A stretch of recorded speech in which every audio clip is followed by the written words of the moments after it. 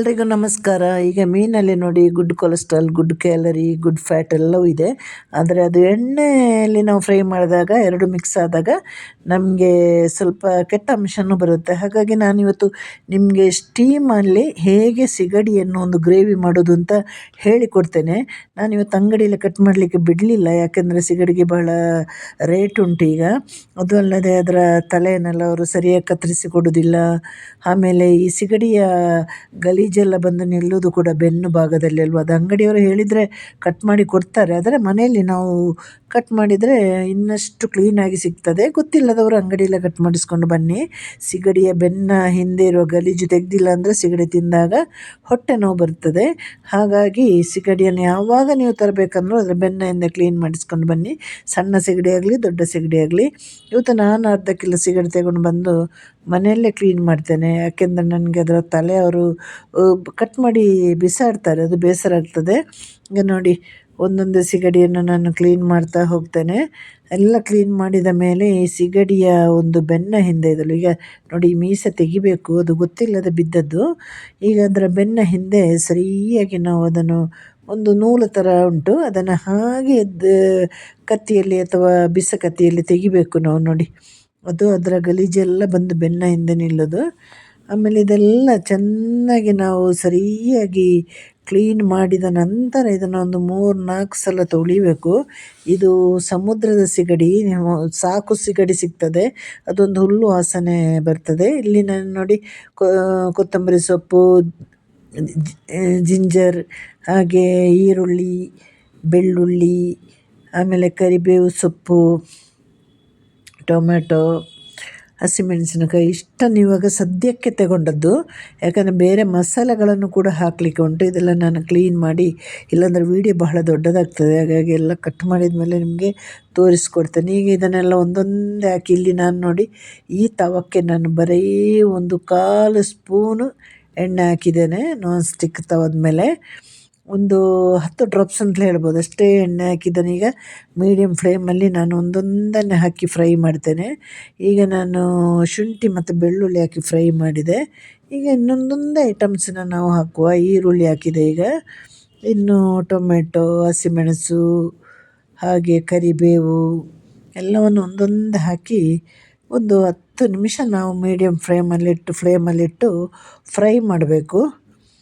ಹಾಗೆ ಇದಕ್ಕೆ ಸ್ವಲ್ಪ ಉಪ್ಪು ಹಾಕಿ, ಇಲ್ಲಾಂದರೆ ನಾವು ಸಿಗಡಿಗೆ ಬೇರೆ ಇದಕ್ಕೆ ಬೇರೆ ಅಂತ ಆ ಥರ ಇದು ಮಾಡಿದರೆ ಉಪ್ಪು ಜಾಸ್ತಿ ಆಗುತ್ತೆ. ಇದಕ್ಕೆ ಮಾತ್ರ 1/4 ಸ್ಪೂನು ಉಪ್ಪು ಇವಾಗ ಸದ್ಯಕ್ಕೆ ಹಾಕ್ಕೊಳ್ಳಿ. ಆಮೇಲೆ ಹಾಗೆ ಫ್ರೈ ಮಾಡ್ತಾ ಹೋಗಿ ಇದನ್ನು. ಇದು ಸ್ಟೀಮ್ ಗ್ರೇವಿ ಮಾಡೋದು. ಇಡ್ಲಿ ಪಾತ್ರೆಯಲ್ಲೇ ಮಾಡ್ಬೋದು, ಕುಕ್ಕರಲ್ಲಿ ಮಾಡ್ಬೋದು. ಕುಕ್ಕರಲ್ಲಿ ಮಾಡಿದರೆ ವಿಸಿಲ್ ಹಾಕಬೇಡಿ, ಸ್ಟೀಮ್ ಮಾತ್ರ ತಗೊಳ್ಬೇಕು. ಈಗ ನೋಡಿ, ಇದೆಲ್ಲ ಆದಮೇಲೆ ಈ ಫ್ರೈ ಎಲ್ಲ ಆದಮೇಲೆ ಇದನ್ನೊಂದು ಸೈಡಿಗೆ ಬದಿಗೆ ಇಡಬೇಕು. ಬದಿಗೆ ಇಟ್ಟ ನಂತರ ನಮ್ಮ ಸಿಗಡಿ, ತೊಳೆದಿಟ್ಟ ಸಿಗಡಿ ಉಂಟಲ್ಲ, ಅದನ್ನು ಸಿಗಡಿಯನ್ನು ಮತ್ತು ಏನು ಟೇಸ್ಟ್ ಇರ್ತದೆ ಗೊತ್ತಾ. ಈಗ ಕರಿಬೇವು ಸೊಪ್ಪು ಹಾಕ್ಕೊಳ್ಳಿ, ಹೇಳಲಿಕ್ಕೆ ಮರ್ತೋದೆ ನಾನು, ಸಾರಿ. ಕರಿಬೇವು ಸೊಪ್ಪು ಸ್ವಲ್ಪ ಫ್ರೈ ಆದ ನಂತರದಲ್ಲಿ ನೀವು ಸಿಗಡಿನ ಹಾಕಬೇಕು. ಸಿಗಡಿನ ಹಾಕಿ ಮತ್ತೆ ಒಂದು 5 ನಿಮಿಷ ಇದನ್ನೆಲ್ಲ ಫ್ರೈ ಮಾಡಬೇಕು. ನೋಡಿ, ಸಿಗಡಿಗೆ ನಾನು ಅರಿಶಿನ ಪುಡಿ ಮತ್ತು ಸ್ವಲ್ಪ ಉಪ್ಪು ಹಾಕಿ ಮಿಕ್ಸ್ ಮಾಡಿದ್ದೆ. ಹಾಗಾಗಿ ಮತ್ತೆ ಉಪ್ಪು ಹಾಕುವ ಅಗತ್ಯ ಇಲ್ಲ ಇದಕ್ಕೆ. ಈ ಈರುಳ್ಳಿಗೆಲ್ಲ ಸ್ವಲ್ಪ ಉಪ್ಪು ಹಾಕಿದ್ದು ನೀವು ನೋಡಿದ್ದೇವಲ್ಲ. ಕೊನೆಯಲ್ಲಿ ನಾವು ಅದನ್ನು ಮತ್ತೆ ಫ್ರೈ ಮಾಡಲಿಕ್ಕಿದೆ, ಡ್ರೈ ಫ್ರೈ ಆಗಬೇಕಾದ್ರೆ ಉಪ್ಪು ಹಾಕುವ, ಆಯಿತಾ. ಈಗ ಸದ್ಯಕ್ಕೆ ಇಷ್ಟೇ ಉಪ್ಪು ಸಾಕು. ಉಪ್ಪು ಜಾಸ್ತಿ ಆದರೆ ನಮಗೆ ಅಡುಗೆ ಮತ್ತು ತಿನ್ನಲಿಕ್ಕಾಗೋದಿಲ್ಲ. ಹಾಗಾಗಿ ಇದನ್ನೊಂದು 5 ನಿಮಿಷ ಸರಿಯಾಗಿ ಫ್ರೈ ಮಾಡಿ, ಈಗ ಐ ಫ್ಲೇಮಲ್ಲಿ ಬೇಕಂದರೆ ಇಟ್ಕೊಳ್ಳಿ. ಈಗ ಒಂದೊಂದೇ ಪೌಡರ್ನ ಹಾಕ್ತಾ ಬರಬೇಕು ನೀವು, ಜಾಸ್ತಿ ಹಾಕ್ಲಿಕ್ಕೆ ಹೋಗಬೇಡಿ. ಒಂದು ಅರ್ಧ ಸ್ಪೂನು 3/4 ಸ್ಪೂನು ಮೆಣಸಿನ ಪುಡಿ ಹಾಕಬೇಕು. ಈಗ ನಾನು ಜೀರಿಗೆ ಪುಡಿ ಮತ್ತು ಕೊತ್ತಂಬರಿ ಪುಡಿ ಸೇರಿಸಿ ಅರ್ಧ ಸ್ಪೂನ್ ಹಾಕಿದೆ. ಮೆಣಸಿನ ಪುಡಿ ಒಂದು 3/4ರಿಂದ 1 ಸ್ಪೂನ್ ಹಾಕ್ಬೋದು. ಹಾಗೆ ಪೆಪ್ಪರ್ ಪುಡಿ ಕೂಡ ಒಂದು ಅರ್ಧ ಸ್ಪೂನಷ್ಟು ಹಾಕಿ. ತುಂಬ ಖಾರ ಆದರೆ ತಿನ್ನಲಿಕ್ಕಾಗೋದಿಲ್ಲ. ನಾವು ಸ್ಟೀಮ್ ಮಾಡುವಾಗ ಇಷ್ಟು ಹಾಕಿದರೆ ಸಾಕಾಗ್ತದೆ. ಮತ್ತು ನಿಮಗೆ ಖಾರ ಹೆಚ್ಚು ಕಮ್ಮಿ ಬೇಕಂದರೆ ಮತ್ತೆ ಬೇಕಾದರೆ ಮಾಡ್ಬೋದು. ಈಗ ನಾನು ನೋಡಿ ಅದು ಪೆಪ್ಪರ್ ಪುಡಿ ಹಾಕಿರೋದು. ಇದನ್ನೆಲ್ಲ ಒಂದು 2-3 ನಿಮಿಷ ಫ್ರೈ ಮಾಡಿ ಬೇರೆ ಒಂದು ತಟ್ಟೆಗೆ ಹಾಕಿ, ನಂತರದಲ್ಲಿ ಇಡ್ಲಿ ಬೇಯಿಸುವಾಗೆ ಒಂದು 25 ನಿಮಿಷದಿಂದ 30 ನಿಮಿಷ ಬೇಯಿಸಿ. ಈಗ ನೋಡಿ ನಮ್ಮ ಸಿಗಡಿ ಎಲ್ಲ ಒಳ್ಳೆ ನೀರು ಬಿಟ್ಟುಕೊಂಡಿದೆ ನೋಡಿ. ಇನ್ನು ಇದನ್ನು ನಾವು ಇದರಲ್ಲಿ ಸ್ಟೀಮಲ್ಲಿ ಅಲ್ಲ ಸಾರಿ, ಇದು ನೀರು ಬಿಟ್ಕೊಂಡಿಲ್ಲ, ಇನ್ನು ಸ್ಟೀಮ್ ಮಾಡುವಾಗ ನೀರು ಬಿಟ್ಕೊಳ್ಳುತ್ತೆ. ಹಾಗಾಗಿ ನೋಡಿ, ಇನ್ನು ಈಗ ಸ್ಟೀಮಿಗೆ ಉಪ್ಪೆಲ್ಲ ಹಾಕಿದ್ದೇವೆ. ಈಗ ಸ್ಟೀಮಿಗೆ ಇಡಬೇಕು. ಇಡ್ಲಿ ಪಾತ್ರೆಯಲ್ಲಿ ಇಡ್ತಾ ಇದ್ದೇನೆ ನಾನು. ಕುಕ್ಕರಲ್ಲಿ ಇಟ್ಟರೆ ಅದರ ಯಾವುದಕ್ಕೆ ಇಟ್ಟರೂ ಅದರ ತಳಭಾಗದಲ್ಲಿ ಒಂದು ಪಾತ್ರೆ ಇಡಬೇಕು. ಇಡ್ಲಿ ಪಾತ್ರೆಯಲ್ಲಿ ಒಳ್ಳೆಯದು. ಒಂದು 20, 25, 30 ನಿಮಿಷ. ದೊಡ್ಡ ಸಿಗಡಿ ಅಲ್ವಾ, ಚಿಕ್ಕ ಸಿಗಡಿ ಆದರೆ 20 ನಿಮಿಷ ಸಾಕಾಗ್ತದೆ. ಹೈ ಫ್ಲೇಮಲ್ಲಿ ಇಟ್ಟು ಬಿಸಿ ಮಾಡಿ, ಇದು ಒಳ್ಳೆ ಸ್ಟೀಮ್ ಆದಮೇಲೆ ಮತ್ತೆ ಅದನ್ನು ಕುಕ್ ಮಾಡಲಿಕ್ಕೆ ಉಂಟು. ಹಾಗಾಗಿ ನೋಡಿ, ಈಗ ಅದಾಗಲೇ 25 ನಿಮಿಷ ಕಳೆಯಿತು.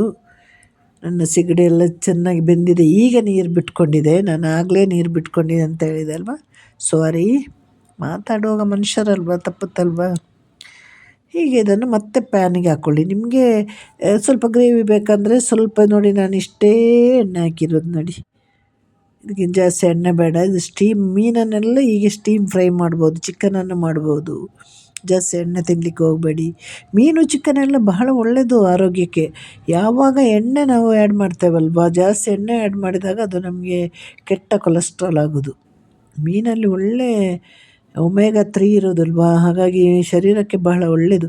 ಅದರಲ್ಲೂ ಸಿಗಡಿಯಲ್ಲಿ ನಮ್ಮ ಗೋಡಂಬಿ ಬೀಜದಲ್ಲಿ ಇರುವಂತಹ ಕೊಲೆಸ್ಟ್ರಾಲ್ ಅಥವಾ ಫ್ಯಾಟ್ ಇರೋದು, ಇದು ಒಳ್ಳೆಯದು ಶರೀರಕ್ಕೆ. ಮತ್ತು ಎಣ್ಣೆ ಆ್ಯಡ್ ಮಾಡಿದಾಗ ಅದು ಟರ್ನ್ ಆಗುತ್ತೆ ನಮ್ಮ ಒಂದು ಏನು ಹೇಳೋದು, ಅದರಲ್ಲಿರೋ ವಿಟಮಿನ್ಸ್ ಎಲ್ಲ. ಈಗ ನೋಡಿ, ಇದನ್ನು ನಿಮಗೆ ಬೇಕಂದರೆ ಇಷ್ಟಕ್ಕೆ ನಿಲ್ಲಿಸಿಲ್ಲ, ಡ್ರೈ ಫ್ರೈ ಮಾಡಿ ಗ್ರೇವಿ ಇಟ್ಕೊಂಡಾದರೂ ಇದು ಮಾಡಿ. ಈಗ ನಮ್ಮ ಸಿಗಡಿ ರೆಡಿಯಾಗಿದೆ.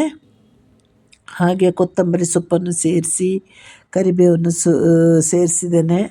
ಹಾಗೆ ಎಲ್ಲರೂ ಮನೆಯಲ್ಲಿ ಹೀಗೆ ಮಾಡಿ ನೋಡಿ. ಮಕ್ಕಳಿಗೆಲ್ಲ ಆದಷ್ಟು ಎಣ್ಣೆ ಬಳಕೆ ಕಮ್ಮಿ ಮಾಡಿ. ಎಲ್ರಿಗೂ ಟಾಟಾ ಬಾಯ್, ಸಿ ಯು, ಟೇಕ್ ಕೇರ್.